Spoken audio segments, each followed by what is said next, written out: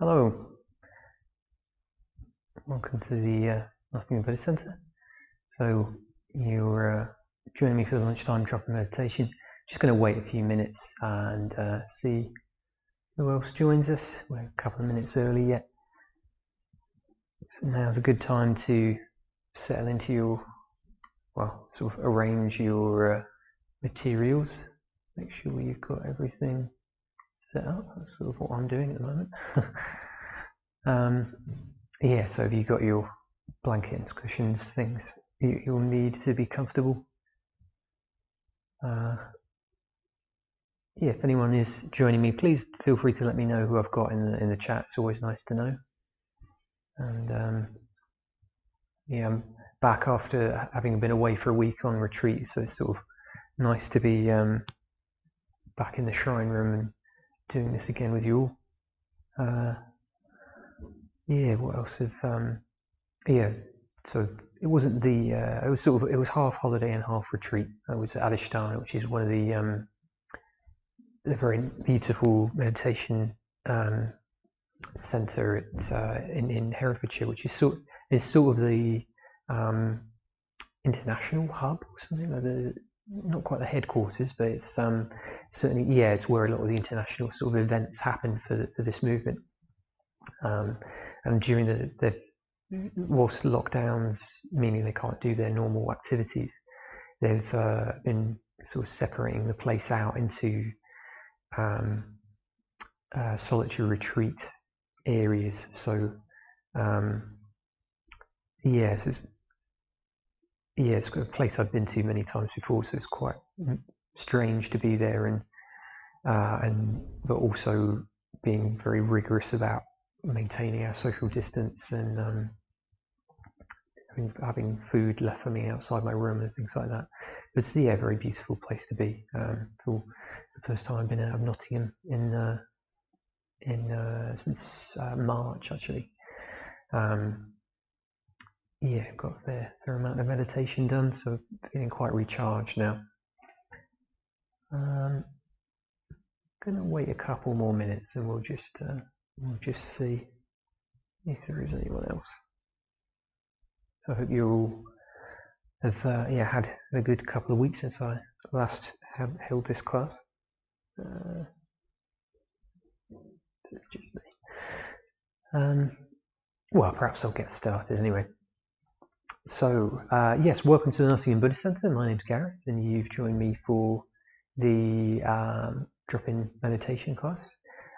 Today we're doing the mindfulness of breathing. Last week was the Metta Bhavana. I believe Rich was covering this session. So the meditation toolkit, a list of series of introductory videos and sort of tips videos, and also sort of standalone meditations, that's up and running now. So if you're unfamiliar with this meditation and you want it fully introduced, you can find the good sort of jumping off point in there. The link for that is below in the video description. So today I will be guiding us through the meditation, through the 4 stages of the mindfulness of breathing, but we're going to do it with a particular sort of emphasis on trust, and sort of just putting trust in the practice. One of the hindrances, there's sort of lists of hindrances to meditation, and one of them is doubt and indecision. So doubting whether doing the practice itself is going to be beneficial, which might lead us to be thinking about other things that perhaps we could be doing or should be doing, or perhaps it's subtler than that, and just not really being fully present for it, or as present as we could be if we were more confident in the positive outcome that it might lead to. Yeah, and doubt's an interesting one, because even if you've been, whilst that might be present there when we first become familiar with meditation, but we're not really sure what it's about or what it can do, it can also come no matter how long you've been meditating. Perhaps you were, when you started, having lots of strong experiences, which is very inspiring, and then it's become more routine, and in some ways that sense of freshness or possibility that kept you engaged with it isn't as vivid as it was whenever it was that you began. Yeah, and an element of doubt creeps in there, even though we have perhaps experienced the benefits in many different ways. But it's very easy for our awareness of what meditation can do to kind of become a bit dulled or a bit overfamiliar. And this is something sort of worth countering or worth being conscious of. And one way of doing that is when we sit down, being very clear about our motivation. Perhaps that might be a felt sense of what we want to move towards, and feeling that the meditation is a way for us to do that. But it might be a bit more kind of deliberate and rational than that. We've made the decision whenever we have to do this practice, whether that's now or if you've taken it up more regularly. And when we sit down, reminding ourselves of why we're doing that. The fact that when we meditate someday, if we don't meditate one day, we notice that we're in a worse state of mind in lots of subtle ways than the day when we meditate. Things like that, just noticing the difference that we can see in our previous experience. Or even calling to mind the positive experiences we've had in the past, if we're starting to have lose some sense of that, the slightly magical possibility of that meditation opens up. Sometimes we can be quite kind of careful about trying not to take hold or over-identify with positive experiences. But they are also very motivating. It's good to remember that they are possible. And those two aspects, noticing the difference in your experience over perhaps a longer term. It may be that you don't even notice day to day the difference between when you meditate and when you don't. But if you look back, if you've been meditating for longer and are able to see a difference, perhaps you started meditating a few weeks ago or a few months, and you're just feel more stable, a little bit steadier than before that time. That's also good. That kind of reminds us of why we're doing it. Counters that element of doubt or indecision, or that kind of slightly wavering quality that can creep into our thinking around meditation, whether we're brand new or we've been doing it some time. So that as a set, I think, works quite well, like reflecting on the effect that your practice has had on you over time, or the difference between when you do practice and when you don't, if you've not been practicing for very long. And also, bearing in mind, the times when it's been pleasurable or when it's been profound. And those two things together sort of balance each other, I think, that not solely going into it looking to have a big experience, because that may well not happen, but also being aware that not only thinking of it in terms of longer term either, because we can sort of then I noticed that if I only think about the effect it's had on me over the longer term, sometimes I can still be a little reserved or something like that, like as if I'm assuming I will really start meditating at some point in the future. The good effects are building up, but I'm not really the big meditation is some way years ahead, and that's sort of not a helpful view either. So those two things, like a longer term picture, or the difference in your experience, and then also the those remembering those moments of enjoyment or profundity that we've had as well. So that's helpful to bring in at the start. I'm going to spend a little bit longer today at that point in the meditation, this sort of reflection before we begin, and then I'm also going to just drop in suggestions around this sort of theme of trust as we go on. Having that as a focus or an anchor can be a way of approaching all sorts of different difficulties that we might encounter in meditation, sort of distraction, and you can counter from that perspective of trust. Perhaps that's enough from me. If you aren't already in your meditation posture, then please settle into it, and whenever you're ready, we'll begin. So closing your eyes or resting them in an empty space.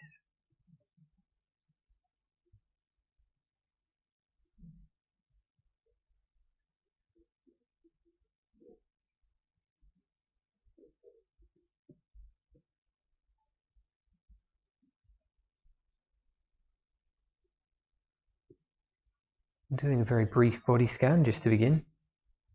So bringing our awareness to the top of the body, to the head, the crown and the scalp. And bringing awareness to all the different parts of the body.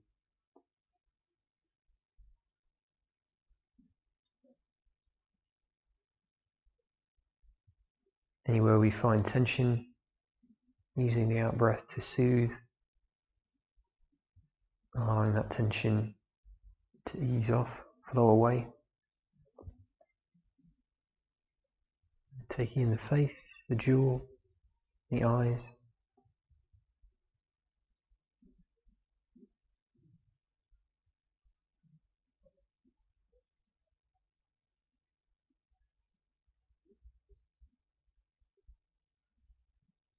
Neck and shoulders.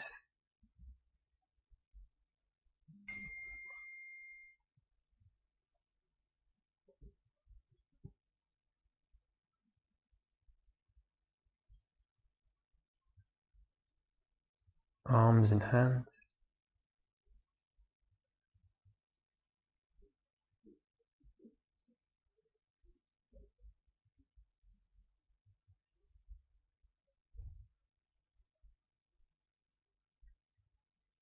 And taking in the chest and the upper back.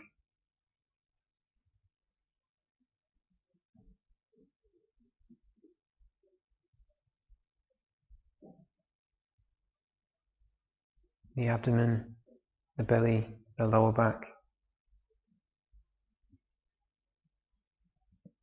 You might find it helpful to take a deeper breath. Just allow it to fill out the belly and let it go. The groin and the pelvis, bringing attention to that area. Contact with the cushion and the chair. And flowing down into our legs, the thighs, the knees, the calves, the ankles and the feet.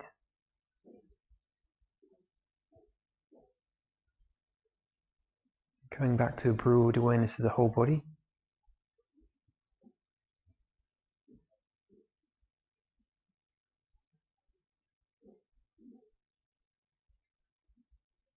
And having tuned into our bodies, set aside whatever we've been thinking about before. Just calling to mind our intention for meditating.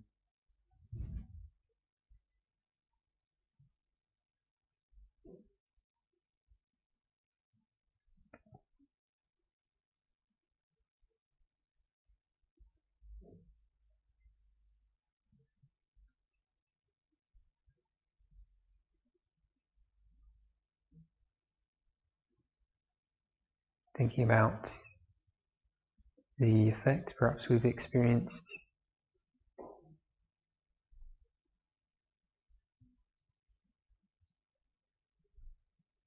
remembering the difference that it's made if we've been meditating for some time, how we were before.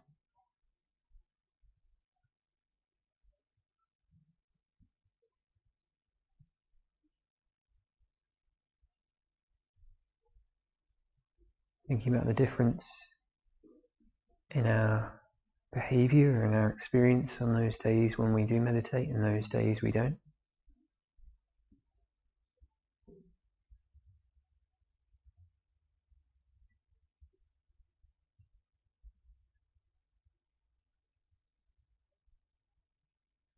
Remembering the feeling after we've meditated, the difference between before and after.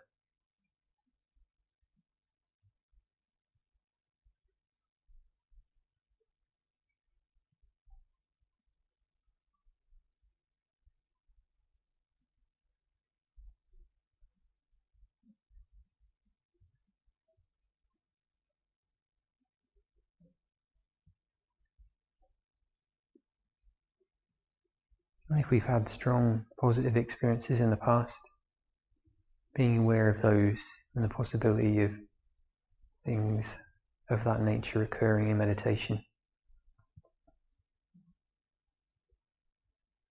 The way meditation opens up other dimensions of experience compared to what we normally go through.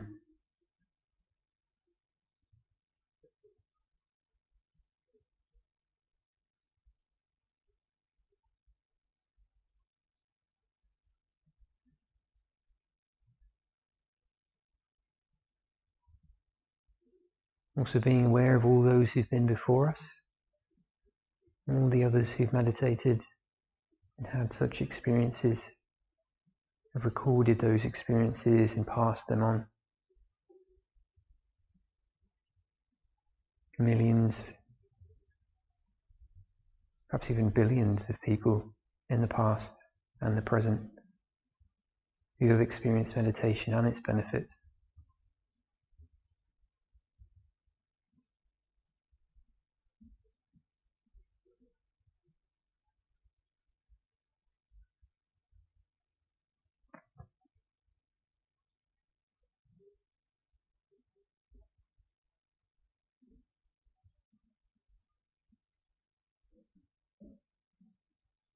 As we move into the mindfulness of breathing,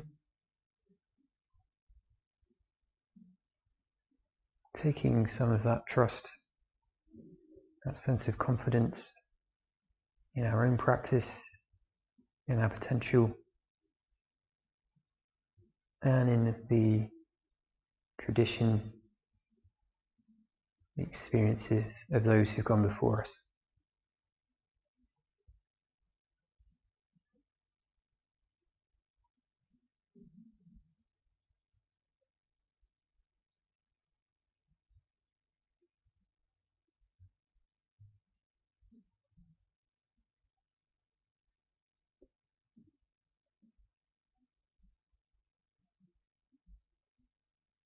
In the first stage, once we've tuned into the breath, starting to count, breathing in, breathing out, counting 1, breathing in, breathing out, counting 2, dropping the numbers in gently after the out breath, all the way up to 10 and then starting again.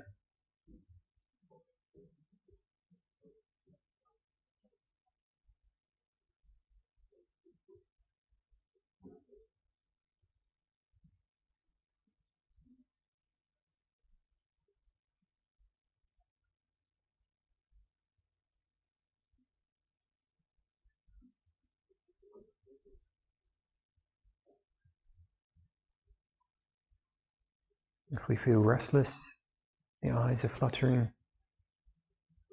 just being patient, allowing the meditation to do its work, letting the numbers and the sensation of the breathing take us deeper and deeper into concentration.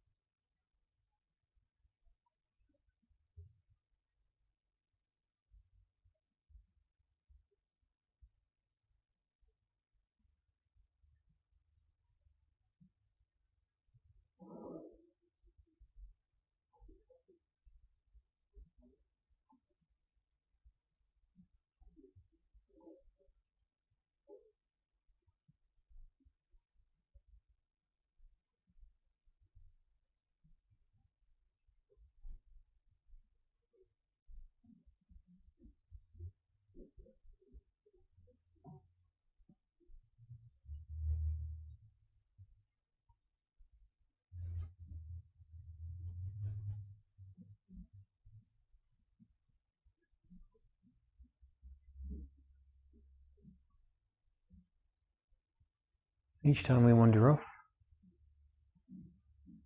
being aware of what's drawn our attention, perhaps questioning whether it's really more important than what we're doing now. If it's not, or if it can wait, then we can leave it aside.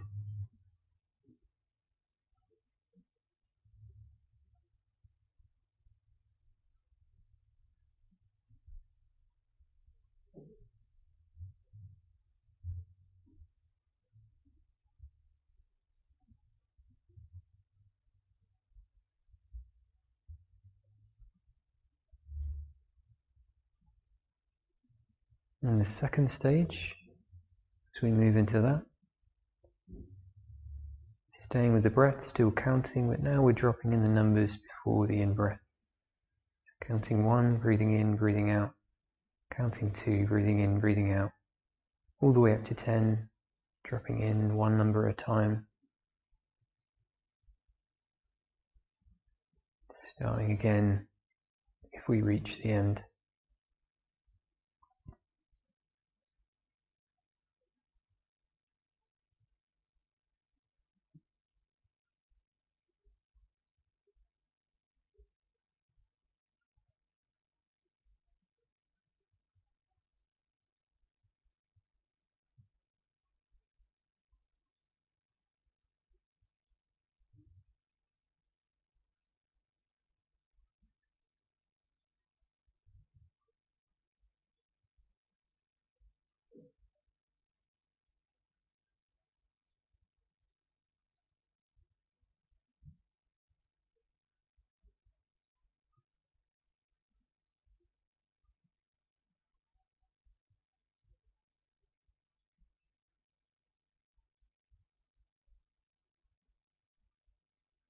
As we drop the numbers in, just allowing the meditation to unfold. It has been effective for many, many people before us. It will be for many others. We can just allow it to take effect. Savor our separation from our usual habits of mind.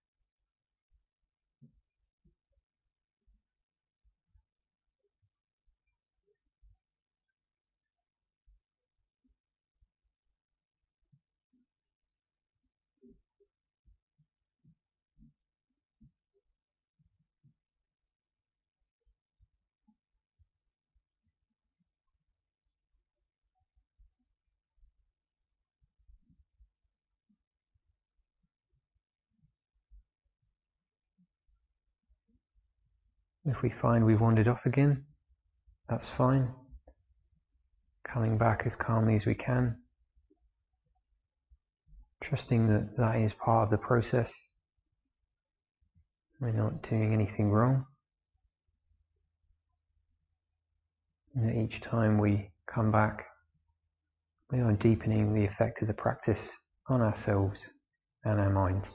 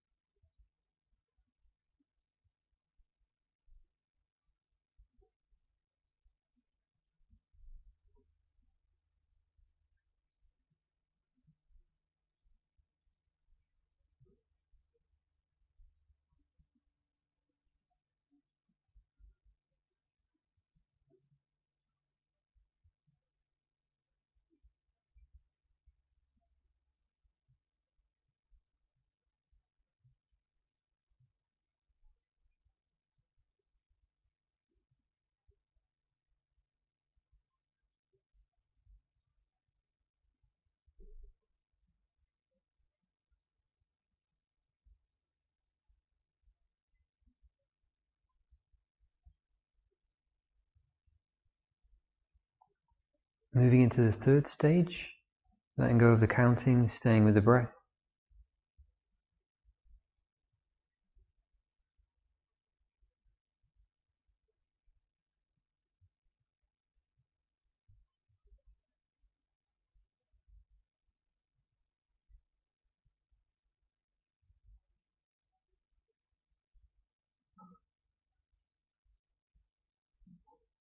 There's room to exercise some faith, some confidence, even in the movement between the second and third stages. Trusting that the foundation we've laid in counting the breath has set us up well to let the numbers go. Become more and more immediately aware of the transformation of the breath without any assistance.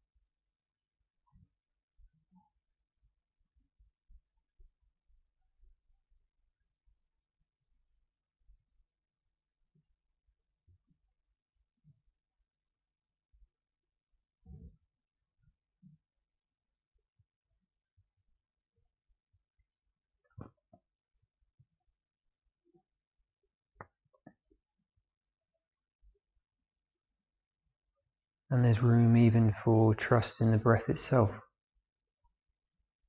Trust that if we leave other things aside and fall into the breath, as it were, it will catch us. That there is space in the breath for peace and for fascination.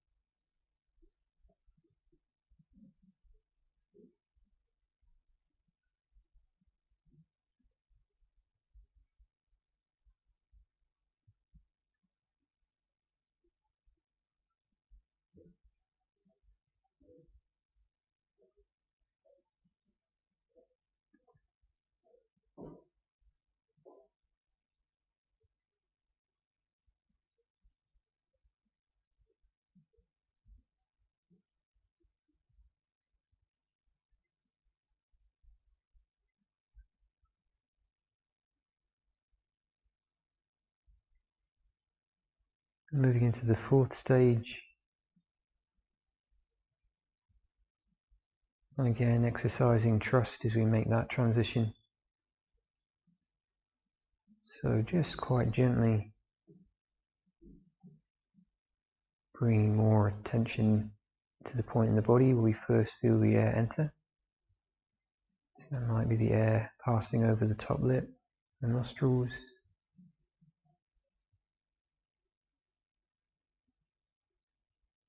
We don't need to force that transition. Not trying to grab hold of that area in our minds. Just allowing it to absorb us. Having confidence that there is interest enough in what's going on in that area to do that without having to force anything.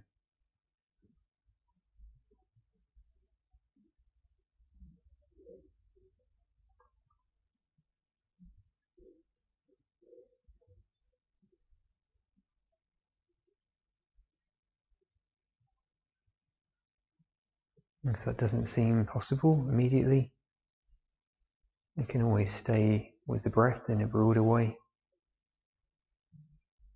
and just trust that it will come in time in this meditation or another.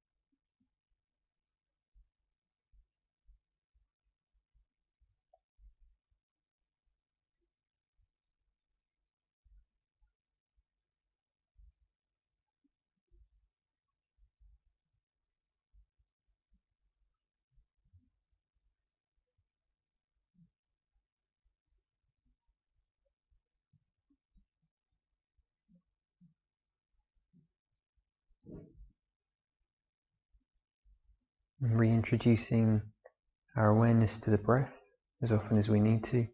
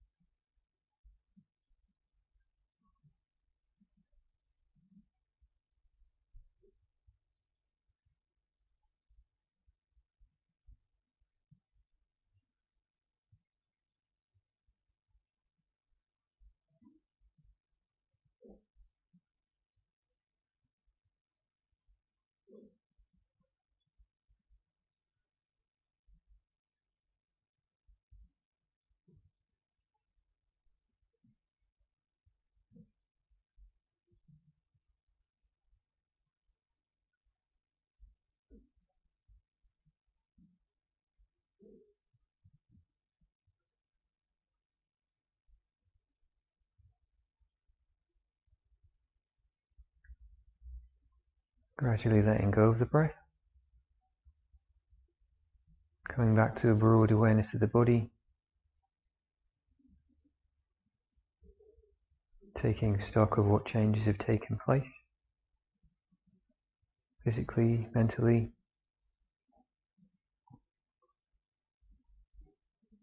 And if we do notice a positive change, just taking stock of that, taking note, so that the next time we come to sit, our confidence in the practice has been strengthened.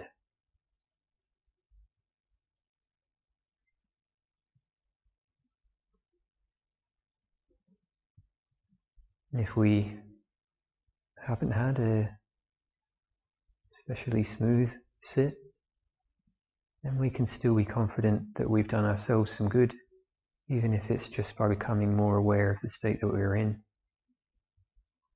or laying down positive mental habits for the future.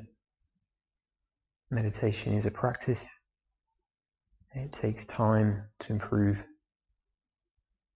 and unfold.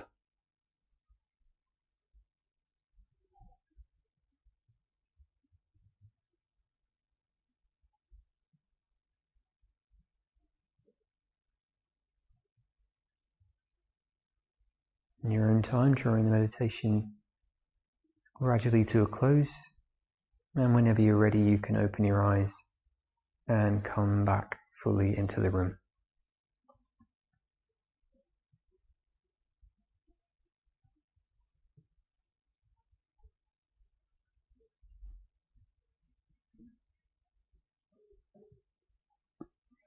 Okay, well, thank you very much for joining me.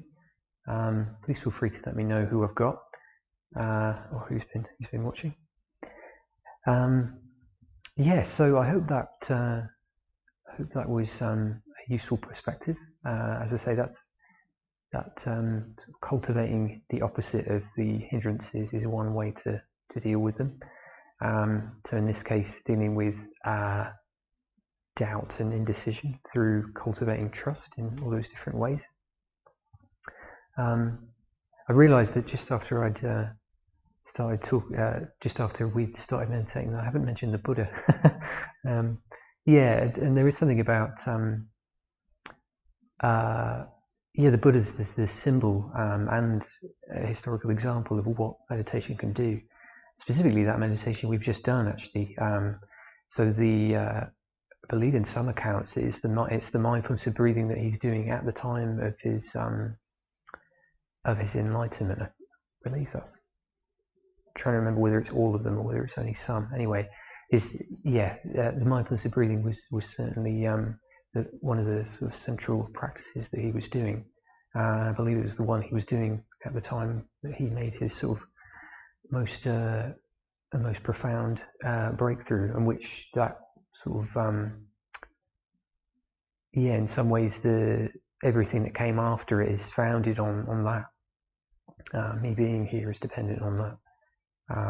So there's a lot of trust that can come from knowing just how deep the meditation does go. The mindfulness of breathing there is sort of that one instance of a man doing this practice has left ripples for the last 25 centuries and changed countless numbers of people's lives. So there's whilst we may not break through to enlightenment in the when we're sitting, or perhaps you have, in which case, well done. Come and talk to me. This sort of just goes to show that there's no limit to the profound transformation that's possible through practices like that, like the one we've just done. And if that's not a cause for confidence, then I don't know what is. So that occurred to me as we were beginning, that it would be remiss to miss out the Buddha. Anyway, yeah, please take care. However you're doing. The centre is of course still closed. Yeah, it's probably going to remain like this for the foreseeable, or for the immediate future. We are doing sort of laying plans for how we can reopen and looking to move to some sort of slightly more hybrid type system where there's some people in the building but mainly online still. But it's not going to happen immediately. We are actually spending the time doing lots of constructive things. There's lots of building work going on around the place and lots of renovations. Hi, Sylvia. Thank you, Sylvia. Yeah, I suppose it's sunshine and walks has probably done me some good. Yeah, so yeah, we're making the most of the time.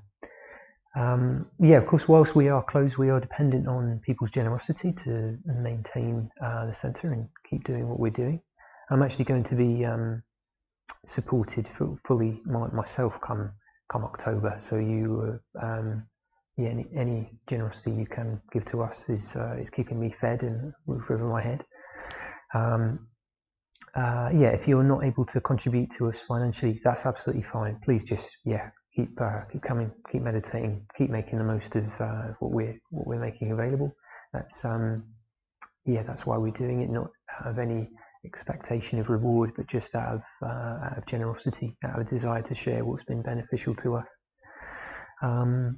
Yeah, there are further classes. There's one tonight at 7 o'clock. What am I talking about? At 7:30. 7:30 on Tuesdays, and then there's also another lunchtime one on Friday. One final thing to mention is that there'll probably be, well, not probably, there are going to be introductory courses happening in October. So if you are interested in that, please drop us an email to this centre or contact us on social media. You can find our email. I think there should be a link in to this. Well, I don't know if there is actually. Well, anyway, if you Google Nottingham Buddhist Centre, that will take you to our website, and there's contact information for us there. I think that's probably everything. Well, thank you very much for sitting with me. Nice to know I'm sitting with you, Sylvia. Anyway, hope you're doing well. And yeah, we'll see you again soon. Take care.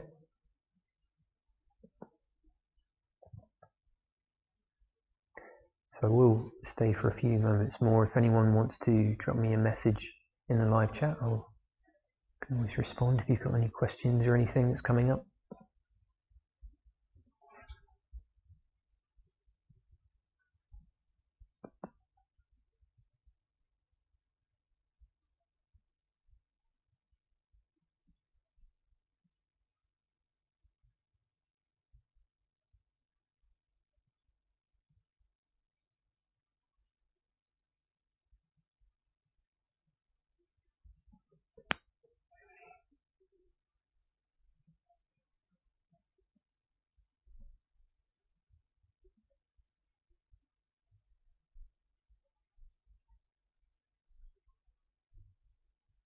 Okay, well, I think I will call that a day then.